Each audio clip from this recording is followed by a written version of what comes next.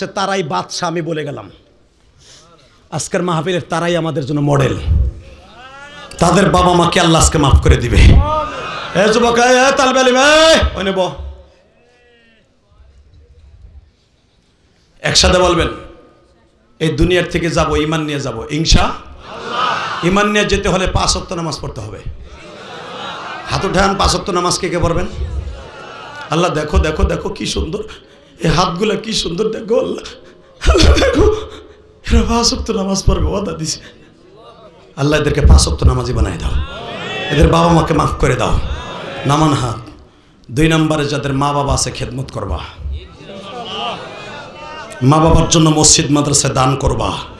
তুমিও দান করবা তোমার সন্তানও দান করবে তুমি 1 কাঠা বেইসা মাদ্রাসায় দিবা তোমার সন্তান 10 কাঠা বেইসা তোমার নামে দিবে আলহামদুলিল্লাহ বলেন 30টা সেকেন্ডে বলবো আমি যখন 2011 সালে ওই যে বলছিলাম 11 সালের পরে আর আমি হাসির ওয়াজ করি নাই কবে থেকে করি না আমি বলে গেলাম ওই যে আমার যত হাসির ওয়াজ দেখো সব 8 সাল 9 সাল 10 সালের 11 সালের পরে আর আমি হাসির ওয়াজ করি নাই শুধু আমার সাথে বলবা 2011 সালে আমার আব্বা আমার সাথে হজে ছিল আলহামদুলিল্লাহ বলেন আলহামদুলিল্লাহ 2004 সাল থেকে আমি হজে যাই কোন কোন বছর আছে 2 বার 3 বার 4 বারও যাই হজ আর উমরা দিয়া কারো টাকায় যাই না আল্লাহ তৌফিক দিয়েছে তাই যাই আমি শুধু সরকারিভাবে একবার গেছি টুঙ্গিপাড়ার ছেলে গোপালগঞ্জের ছেলে সেই হিসেবে সরকারিভাবে ইনভাইটেশন পাইছি গেছি এর ভিতরে আর কোনোদিনও সরকারি টাকা আমি যাই নাই নিজের টাকায় আল্লাহ পাক আমাকে দিয়েছেন এই মুসলমানের পোলায় দিকে তাকান এ মাইকের আওয়াজ বাড়া মাস্টার বাড়া একসাথে বলেন এইভাবে রাখসর ঠিক আছে মানে দিলাম দেখি নিতে পারবো কিনা পারে একসাথে বলেন এই জমিনের মালিক কে আল্লাহ 2011 সালে ডাক্তার সাহেব আমার তো মা নাই 12 বছর বয়সে মা মারা গেছে আপনারা জানেন ইউটিউবে দেখছেন আমার বাবাকে আমি নিয়ে যখন হজে গেলাম আরাফার মাঠে যাওয়ার 3 দিন আগে কারণ পৃথিবীতে যত হাজি আরাফার মাঠে যাবে কারো দোয়া আল্লাহ কবুল না করে ছাড়বে না সবার দোয়া কবুল করবে সবার দোয়া কবুল করবে কিন্তু ওই যুবকের দোয়া কবুল করবে না যার অ্যাকাউন্টে মা বাবার বর্দ আছে সবার দোয়া কবুল করবে কিন্তু ওই যুবকেরটা করবে না যার মা বাবার বর্দ আছে এই হাদিস তো আমি জানি তো আমার মা তো নাই যখন আমার মা মারা গেছে তখন আমি নাবালেক শিশু 12 বছর আমার তো গুনাই স্টার্ট হয় নাই আমার আব্বারে 2011 সালে নিয়ে গেলাম ডাক্তার সাহেব আমার তো হাদিসটা জানা আছে আমি কাবা ঘরের সামনে আমার বাবারে বুকের মধ্যে চাইপা ধরে এইভাবে আব্বা 3 দিন পরে আরাফায় যাবো আপনি আমার মাপ না করলে আরাফার ডাক আল্লাহ আমার শুনবে না আমি বক্তা হয়ে আলেম হয়ে যাই ওই কোনো দাম নাই আমি আমার বাবারে বুকের মধ্যে যখন একটা চিৎকার দিলাম তখন আমার বাবা বলছিল যা ইলিয়াস আমি তোরে মাফ করে দিছি এই কাবা ঘরের স্বর্ণের দরজার সামনে বলে গেলাম আল্লাহ যেন তোরে যেই মাহফিলে নেয় প্রত্যেকটা মানুষের চোখ দিয়ে পানি ফেলায় আমি দেখতেছি আমার যুবক ভাইরাও কান্দে ভাইরা কান্দে ডাক্তার কান্দে মেয়র কান্দে আপনারা কান্দাছেন ঠিকই কিন্তু আমি মনে করতেছি আমার বাবার কথা মিস নেই ওই 2011 সালের পরের থেকে আমি আর কোনোদিন কান্না ছাড়া হাসাই না ওইটা আমার বাবার দোয়া যুবক আমি যদি পারি আমার বাবারে বুকের মধ্যে মাফ চাইতে কাবা ঘরের সামনে তুমি কি পারবা না কাবা ঘরে যাওয়ার নিয়ত করে তোমার বাবারে বুকের মধ্যে নিয়ে কানতে পারবি না ভাই পারবি না আমি 30টা সেকেন্ড ওই বন্ধুগুলাকে চাই বাইজিদ বুস্তামির মতো নাটোর গুরুদাসপুরের যুবক পার গুরুদাসপুরের যুবক যাদের বাবাই মাঠের মধ্যে এখনো বসে আছে সমস্ত কিছু বাদ দিয়া চোখের পানি দিয়া তুই বাইজিদ বুস্তামি হওয়ার নিয়ত করে ইমাম গাজালি হওয়ার নিয়ত করে আল্লামা শামসুল হক ফরিদপুরি হওয়ার নিয়ত করে যাদেরকে আমি বলবো 30 সেকেন্ডে দাঁড়াবা যাদের বাবাই মাঠে আছে তারা দাঁড়াও যাদের বাবাই মাঠে আছে তাকে দাঁড়াইতে বলছি দাঁড়াও তুই এখন বাইজিদ বুস্তামি হয়ে যাবি দাঁড়া যাদের বাবাই মাঠে বসে ওয়াজ শুনতেছে তারাই দাঁড়াবি মুখে হাসি থাকবে না শুধু কান্নার আওয়াজ আসবে তুই জীবনে কি চাস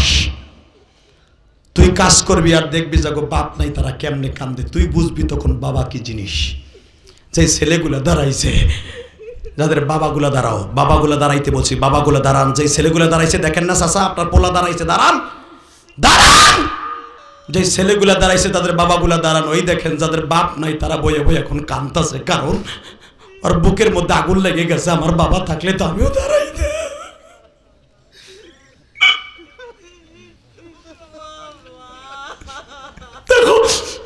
দেখো মালিক, তোমার কি মায়া লাগে নাই রাত 12টার সময়?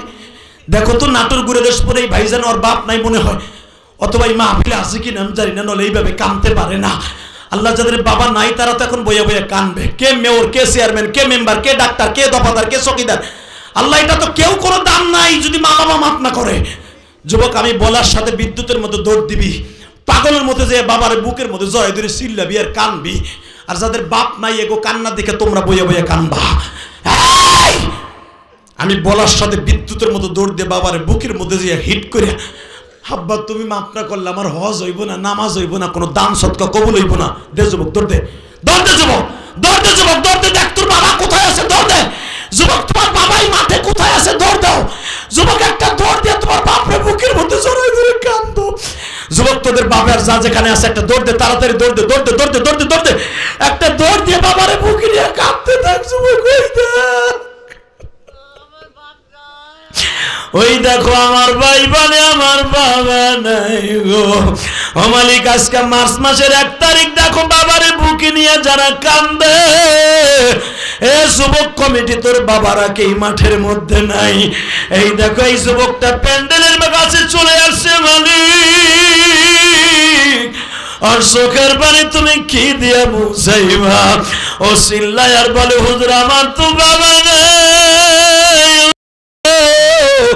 আজকে মার্চ মাসের 1 তারিখ 2023 সাল তাকায় দেখো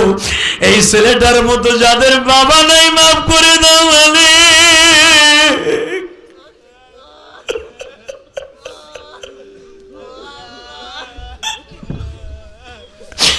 এদের চোখের পানির খাতিরে পুরো মাজমাকে কবুল করে লো।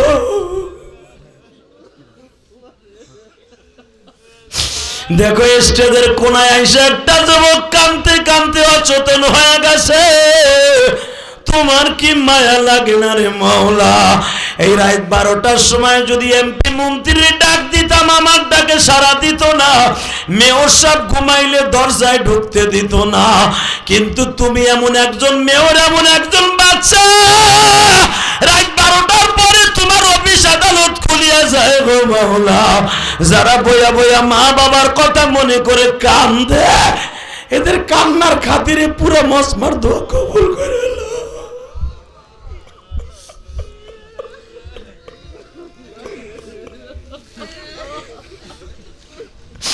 আল্লাহ দেখো নাটোর গুরুদাসপুরের দিক তাকাও। এই 5 বছর ধরে ওয়াজ এইভাবে তোমার পাগলগুলো কানছে কিনা জানি না। তুমি না কইছো বান্দা কানলেই আমি মাফ করে দিব। এ আল্লাহ, তুমি দেখো না কেমনে কান্দে। কে ধনী, কে গরিব, কে কৃষক আমি জানি না, যারাই কান্দে তাদেরকে মাফ করে দাও। বসো,